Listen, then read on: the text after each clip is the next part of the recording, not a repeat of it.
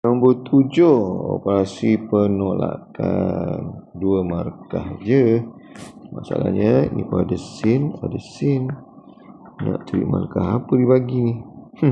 Tak apa, dah buat je lah. RM 40,527.20 tolak dengan RM 19,850.65. Okey, tolakkan. Baik, macam biasa, tolakkan.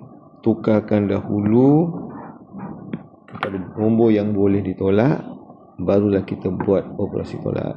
Sifar buang 5 tak boleh, 11 ni 1 tambah 10. 1 buang 6 tak boleh, pinjam 11 tinggal 6, sini tambah 10. 6 buang 6 sifar boleh, relax. 2 buang 5 tak boleh, pinjam 9, 4 tinggal 4, letak 10. 4 buang 8 tak boleh, pinjam 11 tak ada, pinjam 11, 40, potong terus 39, sini 10. 9 buang 9 boleh, 3 buang 1 boleh.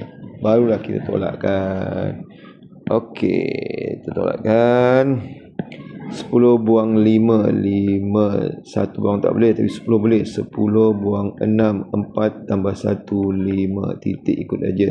6 boleh buang sifar, 6. 2 buang 5 tak boleh, 10 buang 5 boleh, 5 tambah 2, 7. 4 buang 8 tak boleh, 10 buang 8, 2 tambah 4, 6. 9 buang 9 boleh, 3 buang 1, 2.